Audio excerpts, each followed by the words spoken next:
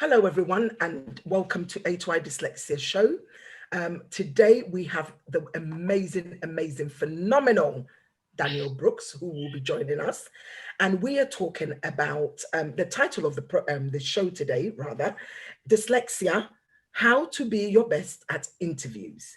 Now, we all know at the moment, there's pandemic, COVID-19, so many people have lost their jobs.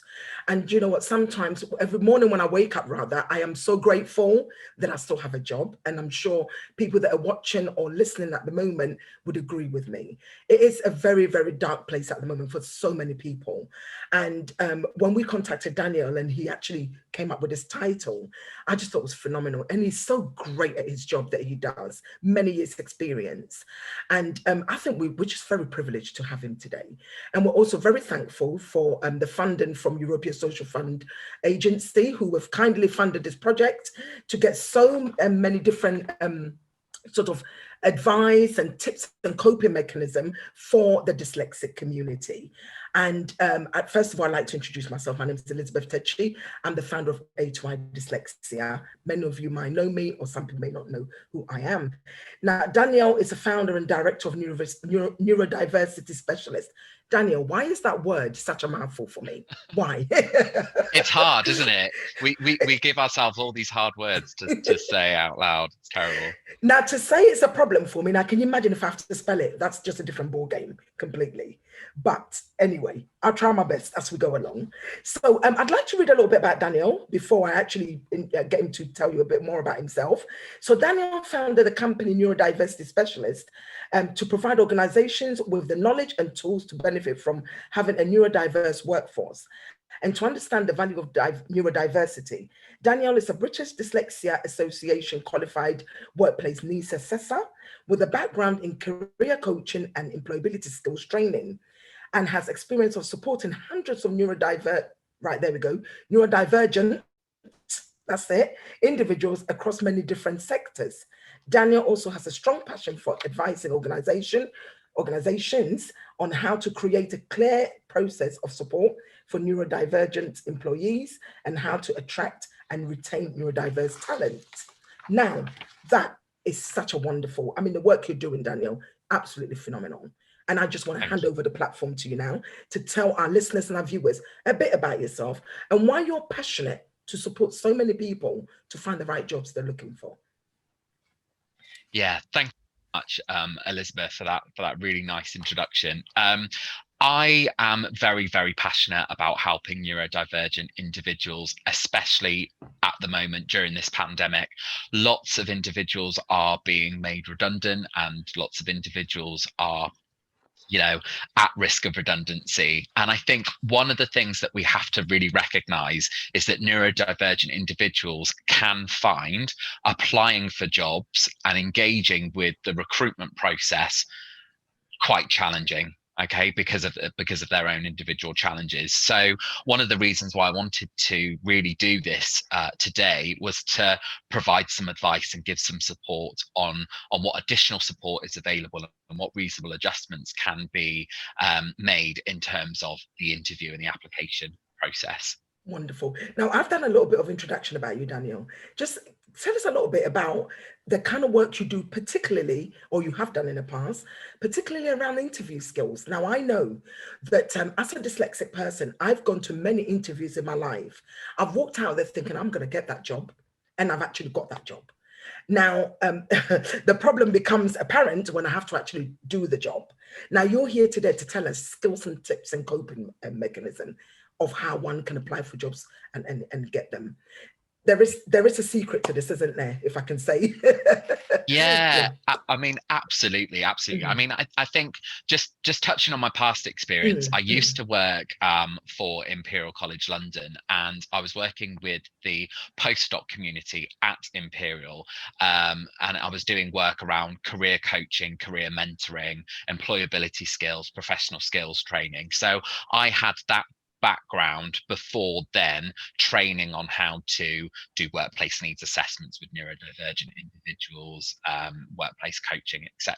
So I have that careers knowledge and background, and then mixed with the training that I've done to support neurodivergent people through workplace needs assessments. That's kind of, you know, how I've been able to look at this. And yeah, I mean, there is definitely an art in terms of really selling yourself quite well through the application or the CV, and also really selling your strengths and your skills at an interview. But I think as I was mentioning before, individuals who are neurodivergent may experience additional challenges in that. Right, I'm going to dive straight to my first question.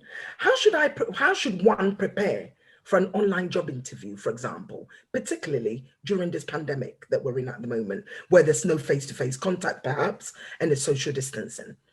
So how should one prepare for that?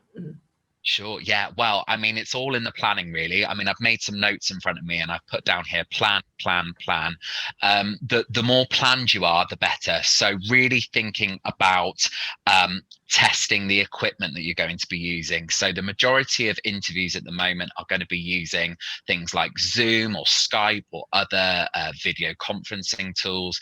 So ensuring that all that's working properly, that you're if you're using a headset similar to what I've got on now to block out additional noise, that's working well, that the microphone is working well. So you really, ahead of having that interview, you maybe want to test your equipment, maybe test it with a friend to make sure that it's working correctly and properly. You wouldn't want that tripping you up on the day. And also, one important thing is to, you know, ask for additional time as well ahead of your interview. So it would be very reasonable for a dyslexic individual to say to an interview panel, actually, I'm going to need some additional time to answer the question, because my processing speed is maybe not as quick as others. It could be that the individual, when they want to answer a question, that they might want to do a mind map of their answer. So it's going to potentially take them a little bit longer to answer the question. So asking for that additional time is also going to be very useful. The other thing that can happen as well with online interviews is, I think it would be really reasonable to ask to see a copy of each question as the panel ask them, because as you may be aware, lots of dyslexic individuals have challenges with their short-term memory. So if you're given a multiple question to answer, and I know that I've experienced this myself, I might remember the very last question or the very first question, but the middle one that they've told me, if it's kind of a three-parter, I could potentially forget. So arranging for the panel to send you a copy of the questions, or showing on screen maybe via a presentation slide, for example, what the question is, will put less pressure on the short-term memory and give you a much better opportunity of you answering that question well. And the other things really to consider is the environment as well. So, making sure that the room is well lit. On my desk at the moment, I've got a lamp behind the laptop so that you can see me, because otherwise it'd be very dark in this room. Making sure that there's nothing behind you, making sure that when you have that online interview, you're in a very quiet space. You're not going to be disturbed by others. So lots of different considerations like that. Yeah. So by this point, would the individual have disclosed their dyslexia then to the employer to say, look, I have dyslexia. For that reason, I need additional time to be able to answer the questions? Is that something that they would have done up front? And what are maybe some people say they don't want to disclose. And then if they haven't disclosed, how would they then ask for that additional time? That's a really, really excellent question, actually. And I think the choice of whether you want to disclose or not is a very personal one, and that's often very much based on your past experience. So if you've had a negative experience before where you weren't maybe well supported in a job, for example, you might be hesitant to disclose the fact that you're dyslexic. But good practice would be that an organization would always ask, when they're inviting you to an interview, what reasonable adjustments should we make? And if you feel confident and happy to do so, you can disclose that you're dyslexic, and then find out what type of reasonable adjustments they can make. But you can also suggest your own. And also, if you don't feel 100% confident in explaining at that stage that you're dyslexic, you can actually just say, you know, I have a slightly slower processing speed, or I have some challenges in my short-term memory. So actually really detailing the challenge rather than giving it a label could be a way of you also getting the support that you need without kind of having to be open at that stage about your dyslexia. Yeah, to be honest with you, disclose or not to disclose is a real issue, isn't it? Yeah, I've met so many people, they say, do I or do I not? And I've always said to people, look, it's a different, everybody's different. It's a preference if you want to or not. I have learned from my experience, Daniel, from a previous job where I hadn't disclosed and I fell drastically. And moving on from there, for me personally, it was like, I think I will have to disclose. And if I'm meant to be in that job, then I will be. And if I'm not meant to be, then perhaps it's not really my calling. Because when I hadn't disclosed, I made a real mess of it, to be honest with you. I used to always leave the office in tears, but that's no one's fault. It's just me not being confident enough to have told them that I have dyslexia and couldn't do the job I was supposed to be doing. Yes, in that case. So I guess it is an individual choice, isn't it? But I love the way you said, look, you could say, look, maybe I might want to see the question because I've got a different way of processing information. And I'm a bit like you, Daniel. I mean, Daniel, you've got dyslexia, haven't you? You have Yes, dyslexia, I am. Yeah, I'm dyslexic myself. Yeah. And yeah, go on. You go first. Go on, sorry, didn't mean to. Yeah. But this is a typical dyslexic challenge that you're seeing now. I'm wanting to get across something that's in my mind before I forget about it.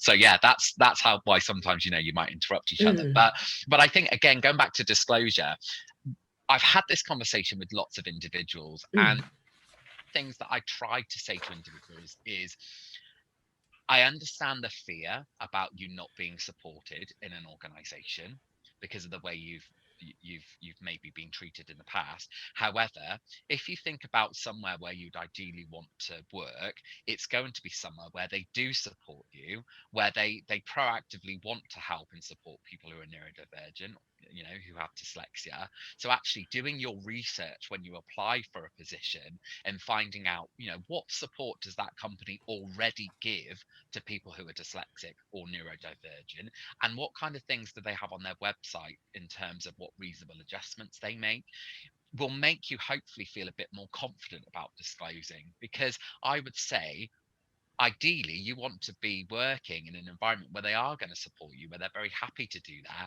and where actually you should feel very safe in disclosing. Absolutely. Oh, thank you. That's such a beautiful answer that you've given there. Now, some people watching may actually feel, what is reasonable adjustment? Because we hear that word quite a lot. I know what it is because I've been in this industry for quite some time. Someone who's watching or listening may think, what is that? What is a reasonable adjustment, Daniel?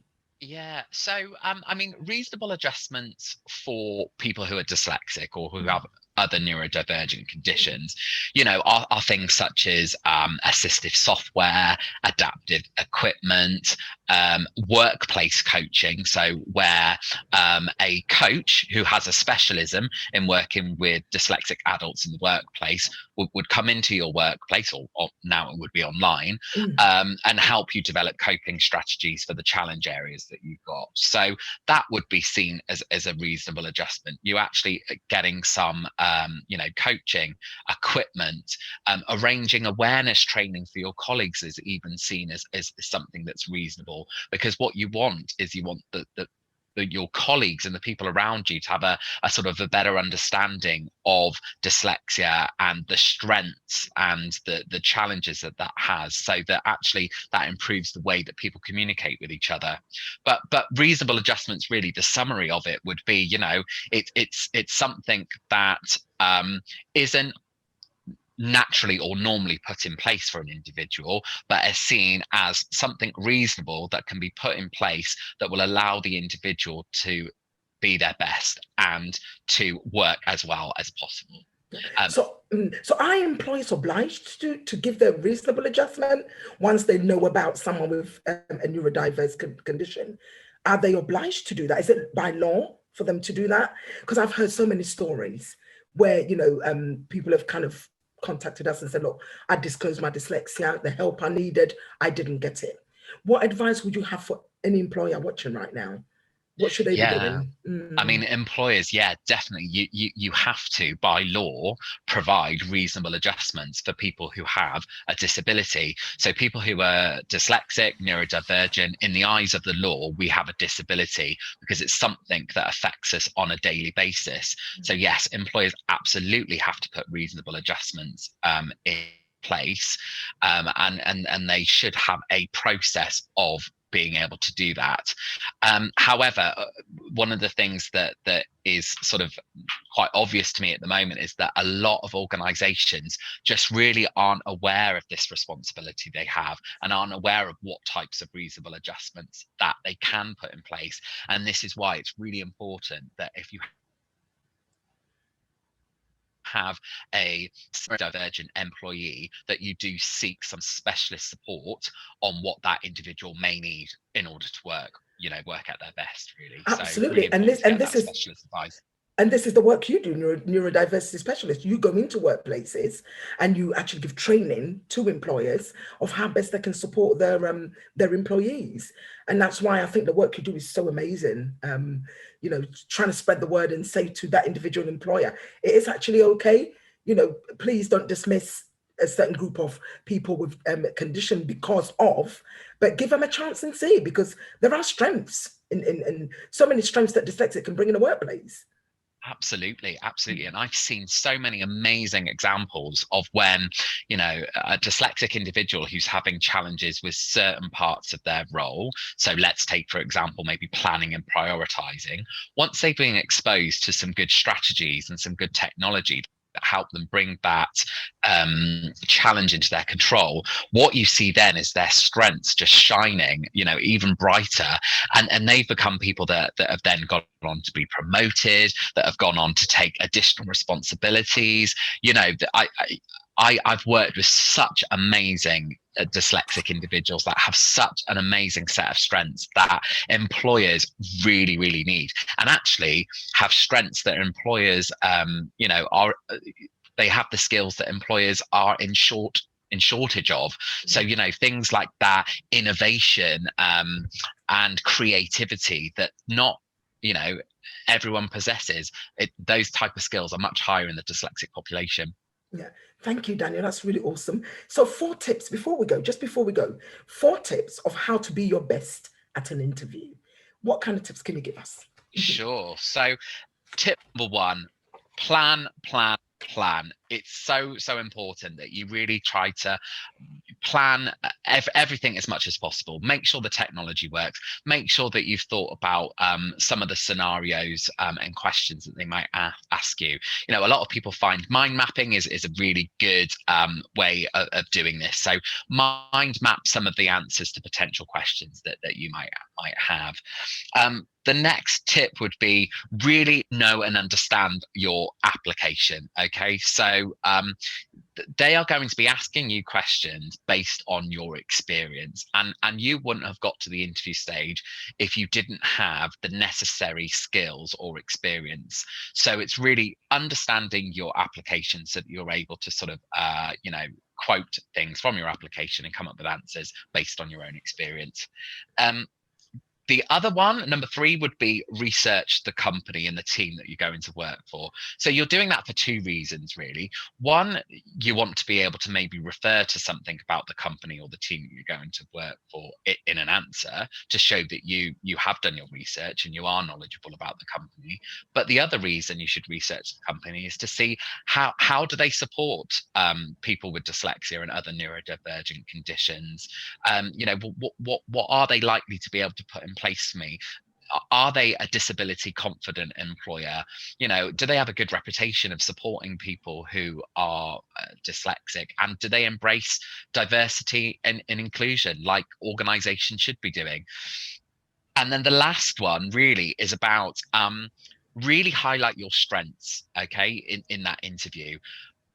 Dyslexic and neurodivergent individuals, some of us can really suffer from low self-esteem at times, because I think that we are trying to cope with our challenges, if we haven't had any specialist support in place before, we can sometimes feel like we're just trying to stay afloat all the time. But actually, we've got these amazing super strengths, all of us have.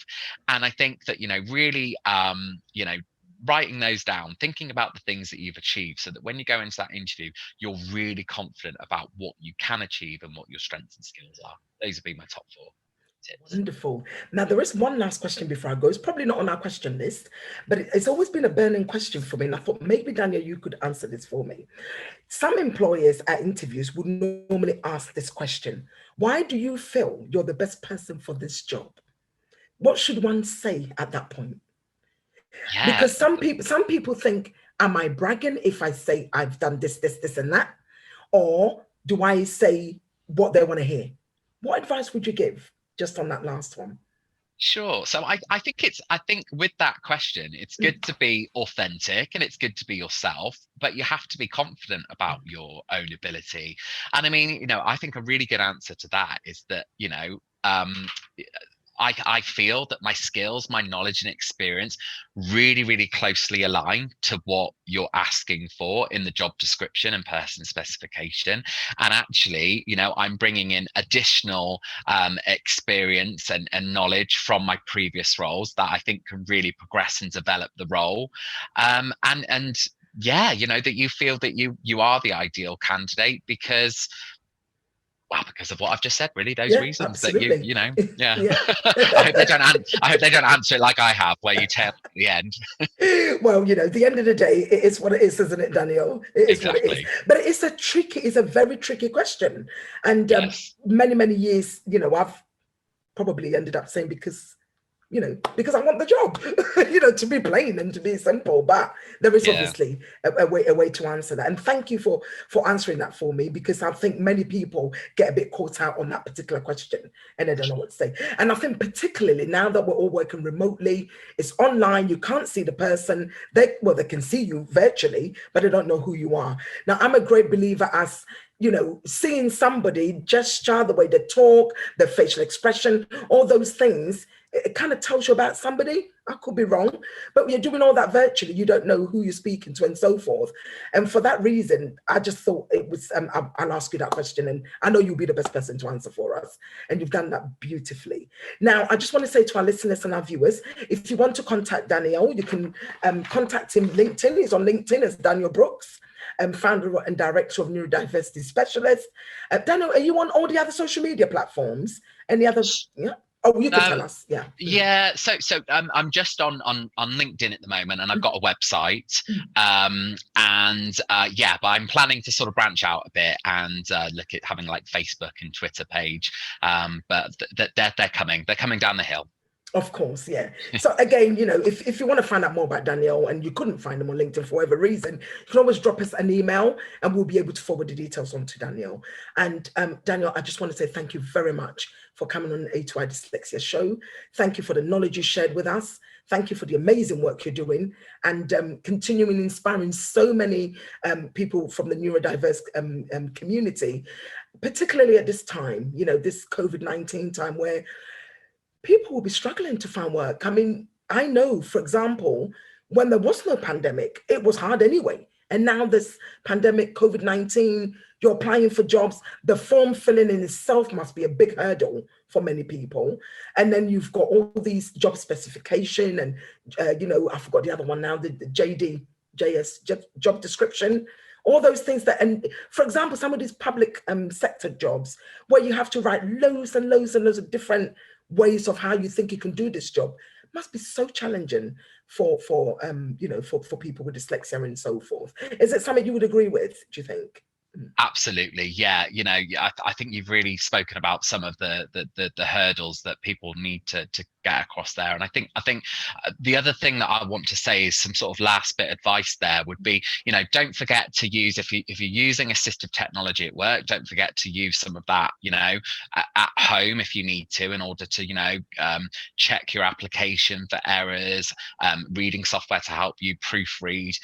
Also, I'm aware that the local job centres, or also help people who are dyslexic and neurodivergent with application Excellent. completion. So you can get in touch with your local job centre. They also provide support.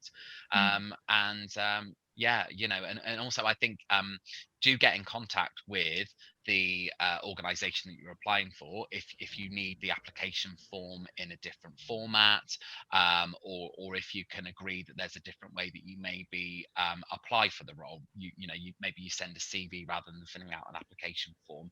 You know, you can only ask really, and they'll say yes or no.